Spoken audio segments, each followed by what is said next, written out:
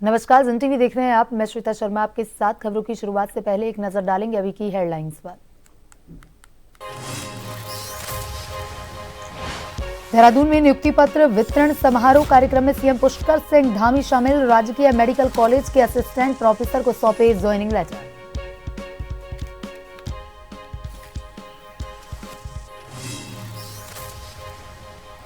हरिद्वार में कांग्रेस की अहम बैठक। दिल्ली रैली की तैयारियों पर चर्चा। प्रदेश अध्यक्ष गणेश गोदियाल ने किया भीड़ जुटाने का आह्वान।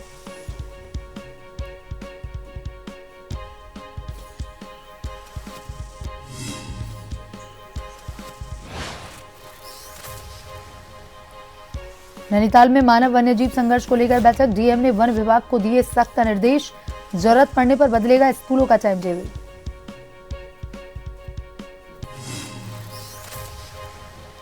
उत्तराखंड में बदहाल स्वास्थ्य सेवाओं पर हाईकोर्ट सख्त। सरकारी अस्पतालों की स्थिति पर मांगी प्रगति रिपोर्ट 1 सप्ताह में पेश करने के आदेश।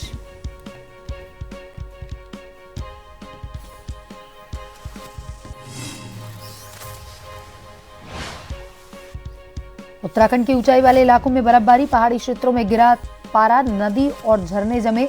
मैदानों में ठंड बढ़ने से जनजीवन प्रभावित।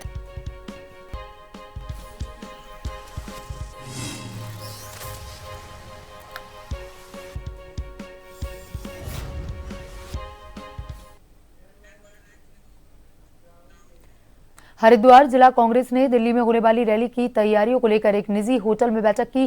बैठक की अध्यक्षता प्रदेश कांग्रेस कमेटी के अध्यक्ष गणेश गोदियाल ने की, जिसमें वरिष्ठ नेताओं और कांग्रेस कमेटी के पदाधिकारियों ने 14 दिसंबर को दिल्ली के रामलीला मैदान में होने वाली वोट चोर गद्दी छोड़ रैली में हरिद्वार से अधिक संख्या में कार्यकर्ताओं की भागीदारी सुनिश्चित करने पर विचार विमर्श किया।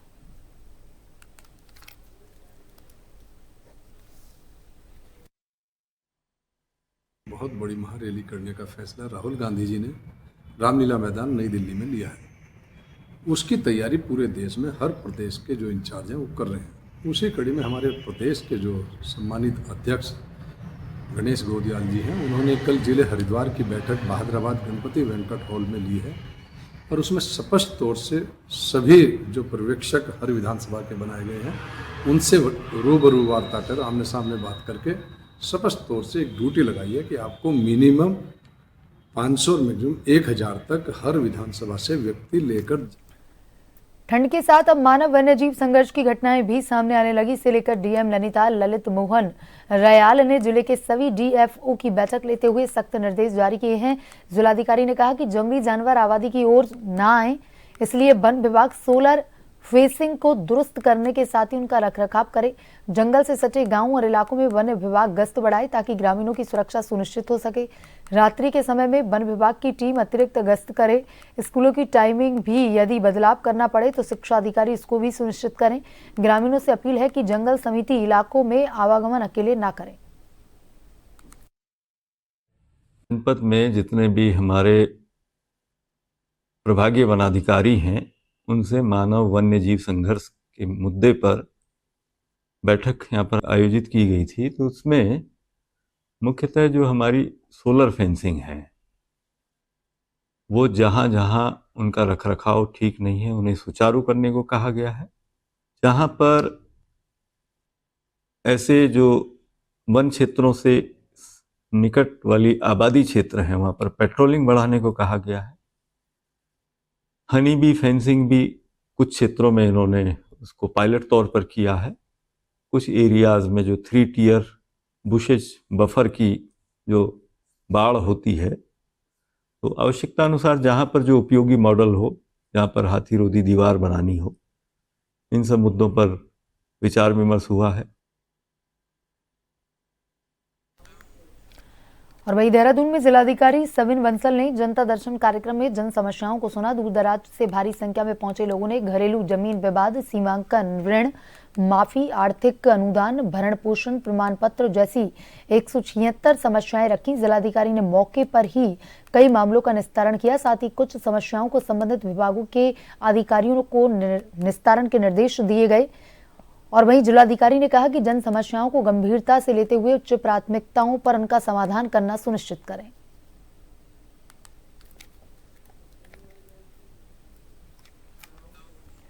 बनभूलपुरा रेलवे अतिक्रमण का मामला, कल सुप्रीम कोर्ट सुनाएगा फैसला। पुलिस प्रशासन ने की तैयारियां पूरी। आरपीएफ और पुलिस मौके पर है तैनात। छावनी में तब्दील हुआ है बनभूलपुरा क्षेत्र। कल होने वाले फैसले को लेकर पूरे देश की नजर बनभूलपुरा के फैसले पर। 29 एकड़ में फैला है अतिक्रमण। 4500 घरों का होगा कल फैसला।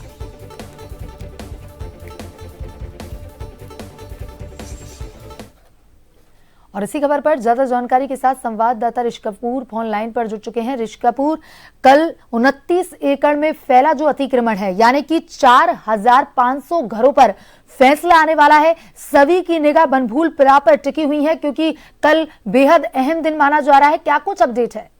देखिए, ये फैसला 2 दिसंबर को आना था, लेकिन किसी कारणों से ये फैसला कोर्ट की तरफ से अब जो नई तारीख आई है वो 10 दिसंबर यानी कल की आई है। तो बताते चलें कि जब ये फैसला नैनीताल हाई कोर्ट में था तो हाई कोर्ट ने यहाँ की जमीन जो है रेलवे की उसको अतिक्रमण मुक्त कराने का फैसला सुना दिया था, जिसके बाद जो क्षेत्रवासी थे उन्होंने सुप्रीम कोर्ट का रुख किया था। और सुप्रीम कोर्ट का ये फैसला कल आने वाला है, जो कि इस क्षेत्र के लिए, इस प्रदेश के लिए एक बहुत बड़ा दिन माना जा रहा है। और एसएसपी नैनीताल ने पूरा यहाँ पे बता दिया है कि पुलिस अलर्ट मोड में चल रही है। आरपीएफ, पीएससी का कड़ा पहरा है, तैनात कर दी गई है। क्विक रिस्पांस देने के लिए पुलिसिंग को कहा गया है। शांति और कानून व्यवस्था के लिए अपील करी जा रही है। क्षेत्र में सत्यापन अभियान पिछले कई दिनों से जारी है। वहीं सोशल मीडिया पर भी पुलिस की पैनी नजर है। रोड डाइवर्ट को लेकर भी यहाँ पे पुलिस ने एक बड़ा प्लान बनाया है कि जो भी लोग पहुंचेंगे उनको बनभूलपुरा क्षेत्र में नो एंट्री कर दी गई है। रोडों को डाइवर्ट कर दिया गया है। तो 4500 परिवारों का एक बड़ा फैसला कल आने की उम्मीद है और सबकी नजर इस पर टिकी हुई है। वहीं क्षेत्रवासियों का दुआओं पड़ने का दौर भी जारी है। जी ऋषि कपूर, तमाम जानकारी के लिए धन्यवाद। उत्तराखंड के सरकारी अस्पतालों में बदहाल स्वास्थ्य सेवाओं को लेकर दायर जनहित याचिका पर हाईकोर्ट में सुनवाई हुई। कोर्ट ने राज्य सरकार को 1 सप्ताह के अंदर प्रगति रिपोर्ट पेश करने के निर्देश दिए। मुख्य न्यायाधीश जी नरेंद्र और न्यायमूर्ति सुभाष उपाध्याय की खंडपीठ के समक्ष मामले की सुनवाई हुई। डायरेक्टर जनरल हेल्थ ने बताया कि उच्च न्यायालय के पूर्व आदेशों के अनुपालन में सैनिटोरियम भवाली अस्पताल को मल्टी स्पेशलिटी अस्पताल में परिवर्तित करने की प्रक्रिया आगे बढ़ रही है। इसके लिए विस्तृत परियोजना रिपोर्ट डीपीआर तैयार कर वित्तीय प्रस्ताव शासन को भेज दिया गया है। राज्य विधिक सेवा प्राधिकरण ने जनहित याचिका दायर कर आरोप लगाया था कि प्रदेश के अधिकांश सरकारी अस्पतालों में मरीजों को मूलभूत सुविधाएं तक उपलब्ध नहीं हो पा रही हैं। बेहतर इलाज के अभाव में स्टाफ की भारी कमी और खराब पड़ी मशीनों के कारण मरीजों को मजबूरी में हायर सेंटर रेफर कर दिया जाता है।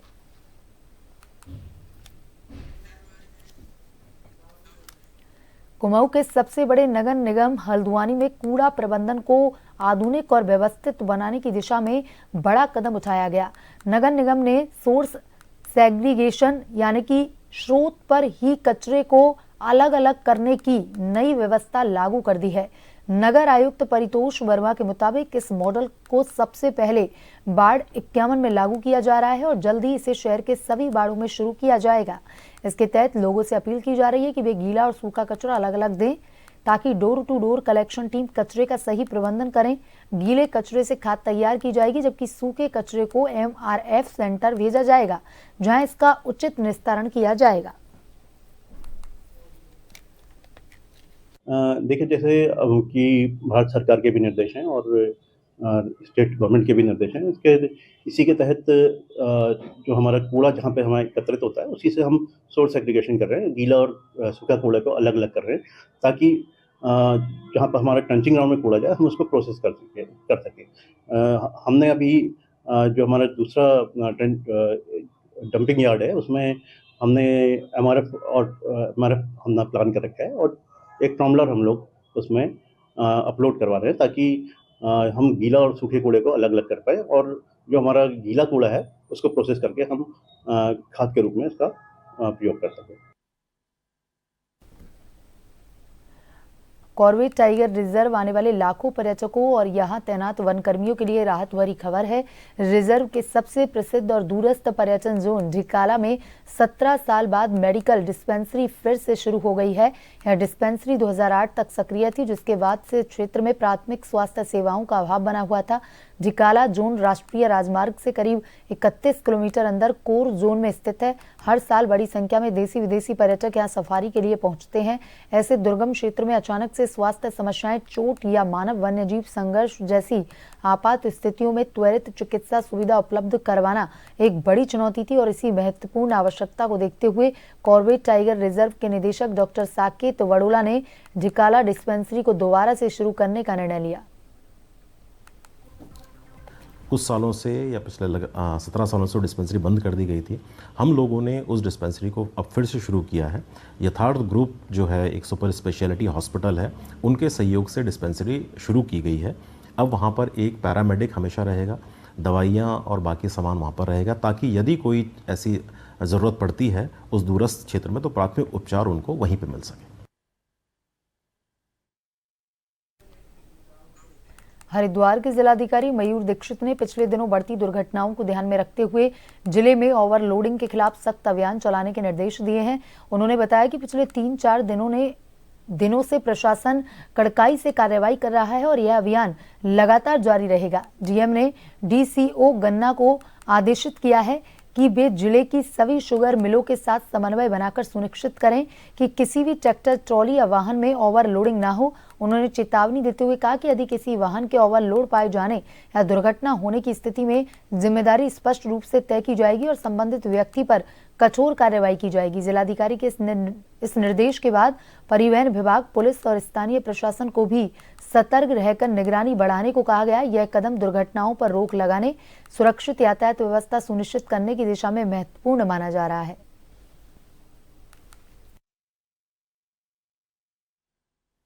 हमने सख्ती करी हुई है और आज भी जो हमारे डीसीओ गन्ना है उनको बताया गया है कि सभी शुगर मिल से कोऑर्डिनेट करके सुनिश्चित करें कि ओवरलोडिंग बिल्कुल भी ना हो। कोई भी अगर हादसा होगा तो उसमें फिर जिम्मेदारी भी निर्धारित किया जाएगी। मेरी शिकायत ये है कि ये जो ट्रैक्टर ट्रॉली चल रही है अवैध रूप से, मोटरसाइकिल चोरी करके उनके जुगाड़ बनाए जा रहे हैं, वो जुगाड़ माल ढुलाई कर रहे हैं। ये मेरी शिकायत थी। इनके खिलाफ कार्रवाई क्यों नहीं करते? जब आरटीओ, पुलिस, सीपीओ, आप हेलमेट भी चेक कर रहे हैं, सीट बेल्ट भी चेक कर रहे हो और ओवरलोडिंग भी ट्रकों में चेक कर रहे हैं, तो जब ट्रकों में कर रहे हैं, टेम्पो में कर रहे हैं, बसों में कर रहे हैं, तो इन ट्रैक्टरों के लिए खिलाफ क्यों नहीं कर रहे कार्रवाई? जोशीमठ से करीब 80 किलोमीटर के आसपास भारत तिब्बत सीमा बॉर्डर पर स्थित नीति घाटी में टिम्मरसेन महादेव गुफा है, जिसे छोटा अमरनाथ के नाम से भी जाना जाता है, जहां साक्षात महादेव के शीतकाल के समय बर्फ के आकार में बना शिवलिंग का दिव्य दर्शन होता है। बता दें कि इस गुफा के अंदर कई रहस्य छिपे हुए हैं। साथ ही गुफा के अंदर पत्थर के आकार से बना हुआ शिवलिंग मौजूद है, जिस शिवलिंग का जलाभिषेक स्वयं 12 महीने प्रकृति करती है। शिवलिंग के ठीक ऊपर 12 महीने झरने के रूप में पानी बहता रहता है, जो शिवलिंग को जलाभिषेक करता रहता है। बाबा टिम्बरसेन महादेव जी के गुफा को छोटा अमरनाथ के नाम से जाना जाता है। आपको बता दें कि जिस गुफा तक जाने के लिए जोशीमठ से तकरीबन 90 किलोमीटर के आसपास सफर करना होता है। और गुफा की अगर मैं बात करना चाहूं तो गुफा के भीतर आजकल बाबा अमरनाथ की तरह दर्शन प्राप्त हो रहे हैं, जिसे देखकर तीर्थयात्री काफी खुशी महसूस कर रहे हैं। बड़ी बात तो यह है कि गुफा के कुछ दूरी पर एक ऐसी गंगा बहती है जिसे दूध गंगा के नाम से जाना जाता है, जिसका रंग बिल्कुल दूर से ही ऐसे देखने को मिलता है कि मानो दूध की गंगा बह रही हो। कई रहस्य छुपे हुए हैं बाबा टिम्बरसेन महादेव जी के गुफा के भीतर। कैमरामैन साथी आदित्य भंडारी के साथ नवीन सिंह, जोशीमठ। जूनसार बाबर क्षेत्र में आस्था और भावनाओं से भरा एक ऐतिहासिक क्षण देखने को मिला, जहां खत पशगांव के दसऊ मंदिर से हिमाचल प्रवास पर जा रहे छत्रधारी चालेदा महासू महाराज को हजारों भक्तों ने नम आंखों से विदाई दी। लगभग 2.5 साल के प्रवास के बाद महाराज अपने अगले पड़ाव की ओर रवाना हुए और अब उनकी वापसी लगभग 40 साल बाद होने की संभावना जताई जा रही है। बता दें, चक्राता जूनसार वावर के आराध्य देव छत्रधारी चालदा महासू महाराज खत पशगांव स्थित दसऊ मंदिर से अपने नए प्रवास की यात्रा पर निकल पड़े। बीते 2.5 वर्षों से महाराज इस क्षेत्र में प्रवास पर विराजमान थे। उनके प्रस्थान के अवसर पर क्षेत्र के 15 गांवों से हजारों ग्रामीण एकत्र हुए और नम आंखों के साथ महाराज की भव्य विदाई की। देखो जी, हमने सुना है कि भाई कहीं साल पहले वो परिवार दसों में रहता था और महाराज की कुछ ऐसी उनके ऊपर हो रही होगी जिससे उनको गांव या घर छोड़ना पड़ा और वो शंबर कुआनू के पास एक खेड़ा है और वहाँ बेचारे कहीं सालों से रह रहे। अब जब महाराज का उस टाइम का वो था, उनको वरदान या मतलब वो दिया हुआ था, जैसे हम कहते हैं आश्वासन की जब मेरा दोबारा फेरा होगा तो उस टाइम में आपके लिए वो यहाँ पे जो आपकी जमीन है, खेत है, घर है, वो मैं मतलब वो आपके लिए वसमान कर दूंगा। तो ये उनके लिए सौभाग्य है और हमारे लिए भी सौभाग्य की एक जो इतने सालों से एक परिवार जो खेड़े में रह रहा था, बास में रह रहा था, आज वो अपने गांव में आएंगे तो महाराज की कृपा और लीला इससे ज्यादा क्या हो सकती है। अभी ये तो महाराज के ही ऊपर है जी, सारी वोचना उसी महाराज की माया है कि कब उनका वो होता है, वापसी होती है। कहा जाता है कि जो इनकी मन्नत मांगते हैं, इनके दर्शन करते हैं, उनकी मनोकामना पूर्ण होती है। निश्चित रूप से पूरे मतलब जौनसार बावर की एक आस्था है इनके प्रति ना, तो इनके आने से सब चीज़ मतलब काफ़ी एक वो रहता है कि सभी परिवार, सभी बच्चे, सभी दर्शन करते हैं महाराज के, एक अटूट आस्था है। जोशीमठ ज्योतिर्मठ देवनगरी में हर बार की तरह इस बार भी पेन खंडा महोत्सव का आयोजन किया जा रहा है। आपको बता दें कि जो पेन खंडा महोत्सव जोशीमठ ज्योतिर्मठ के ही रवि ग्राम खेल मैदान में आयोजित किया जा रहा है, जिस पेन खंडा महोत्सव में खासकर रंगारंग सांस्कृतिक कार्यक्रमों का आयोजन साथ ही साथ खेलकूद संबंधित कार्यक्रम किए जा रहे हैं और इसी कड़ी में महोत्सव में चरखी, डायनासोर ट्रेन जैसे अन्य मनोरंजन के साधन मुख्य आकर्षण का केंद्र बने हुए हैं।